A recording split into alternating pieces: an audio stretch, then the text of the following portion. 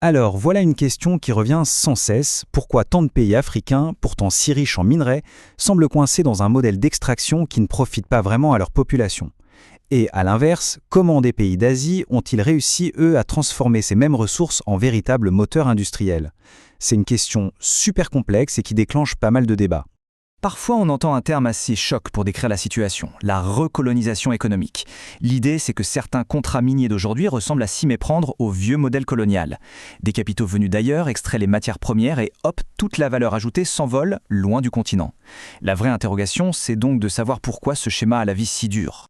Mais attention, s'arrêter à cette idée de recolonisation, ce serait un peu simple. Ça passerait à côté de l'essentiel. La véritable explication, elle est bien plus profonde, elle est structurelle. Pour vraiment piger le truc, il faut plonger dans ce qu'on appelle l'économie politique. On va décortiquer ensemble les facteurs qui poussent à ces décisions, qui relèvent bien plus souvent de la nécessité que d'un choix. Et tout commence par l'histoire. Pour comprendre ce qui se passe aujourd'hui, il faut remonter le temps et regarder de près cet héritage du modèle enclave. C'est une structure économique qui date de l'époque coloniale, mais dont les effets, eux, sont encore bien présents. Il faut s'imaginer la situation au moment des indépendances. De nombreux États se retrouvent avec un fardeau énorme. Leurs moyens de collecter l'impôt, quasiment nuls. Leurs administrations, manquant de tout, de compétences, de personnel.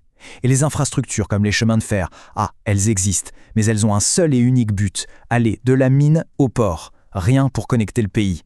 Et par-dessus tout ça, on ajoute le poids de la dette et un secteur minier qui vit dans sa bulle, sans aucun lien avec le reste de l'économie. Face à un tableau pareil, comment fait un gouvernement pour financer ses écoles, ses hôpitaux, ses fonctionnaires? Eh bien, la solution la plus simple, la plus immédiate, c'est souvent de signer des contrats avec des multinationales. Pourquoi? Pour faire entrer des devises étrangères et vite. Et ça, c'est un point vraiment crucial. Il ne s'agit pas d'un choix pour le sous-développement, mais bien d'un pragmatisme fiscal, d'une décision dictée par des contraintes qui sont juste écrasantes. Bon, cet héritage historique, c'est une chose. Mais ça n'explique pas tout. Ce modèle est sans cesse renforcé par des pressions financières et des logiques politiques bien d'aujourd'hui. Voyons un peu comment cet engrenage fonctionne. Mettez-vous à la place d'un décideur. La monnaie nationale est instable et il n'y a quasiment pas d'épargne dans le pays pour financer de grands projets. L'accès aux marchés financiers internationaux est très limité. Dans ce contexte, le besoin de dollars devient une obsession, une urgence vitale. Alors forcément, les bonus de signature des contrats miniers ou les royalties payées en devises fortes, ça ressemble à une bouée de sauvetage qu'on ne peut juste pas refuser. Et là-dessus se greffe un concept clé, le taux d'actualisation politique élevé. Qu'est-ce que ça veut dire, ce jargon? C'est assez simple en fait. Quand la survie politique d'un gouvernement se joue sur quelques mois, la priorité absolue, c'est de gérer l'immédiat, de satisfaire ses alliés tout de suite. Les grands projets d'industrialisation, dont on ne verra les fruits que dans 10 ou 20 ans, eh bien ça devient un luxe politique presque inabordable. Et voilà la conséquence directe. Les revenus des mines, au lieu d'être le carburant d'une transformation économique pour tout le pays, ils se transforment en un outil pour se maintenir au pouvoir. C'est beaucoup plus simple et rapide de distribuer une partie de la rente pour acheter la paix sociale et garder sa coalition soudée que de se lancer dans une politique industrielle complexe et pleine de risques. Et c'est précisément sur ce point que la comparaison avec l'Asie est si intéressante. Comment se fait-il que de nombreux pays asiatiques, eux aussi riches en ressources, aient réussi à prendre un chemin complètement différent, à éviter ce piège?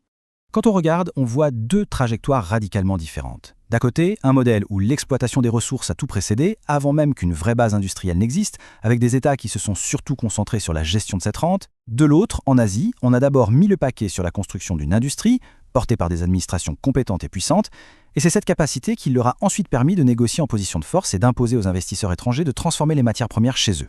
Le point fondamental à retenir, c'est donc une question de timing, de séquençage. Le fait d'avoir bâti un État capable et une industrie solide avant que les ressources naturelles ne deviennent le centre de gravité de l'économie, ça a absolument tout changé. Ça a permis d'intégrer les mines dans une stratégie de développement au lieu de simplement subir cette manne financière. Cette différence de timing nous amène droit au cœur du problème pour beaucoup de pays, le fameux piège des rentes.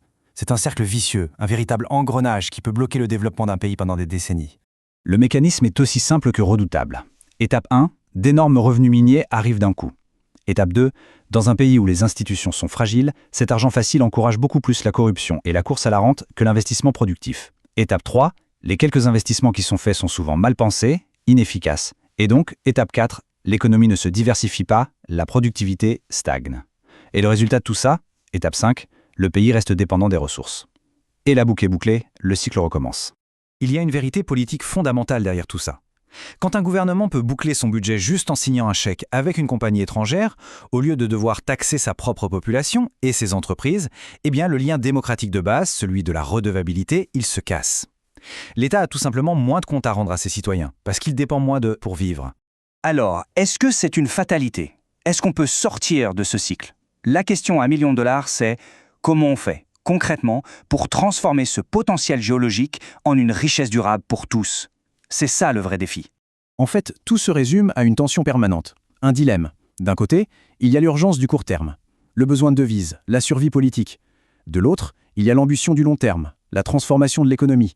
Mais ça demande du temps, des institutions fortes, des investissements massifs dans les compétences, et les dirigeants politiques sont constamment coincés entre ces deux logiques. Heureusement, la situation n'est pas figée, loin de là. On voit de vrais signes de changement. De plus en plus de pays mettent en place des lois sur le contenu local pour obliger les compagnies minières à s'approvisionner sur place. Certains vont même plus loin, comme l'Indonésie qui a carrément interdit les exportations de nickel brut pour forcer la construction d'usines dans le pays. On voit aussi naître des projets super ambitieux de chaînes de valeur régionales, par exemple autour des batteries. Et toutes ces initiatives s'inscrivent dans une vision plus large, comme la vision minière africaine qui vise précisément cette transformation. Au final, se demander si c'est de la recolonisation ou pas, c'est peut-être se tromper de débat. La question la plus importante et la plus difficile n'est pas de savoir qui possède le sous-sol. C'est de savoir comment une société arrive à convertir des revenus qui sont par nature temporaires, une mine ça s'épuise, en un capital productif et durable, des infrastructures, des compétences, des institutions solides. C'est vraiment là que tout se joue.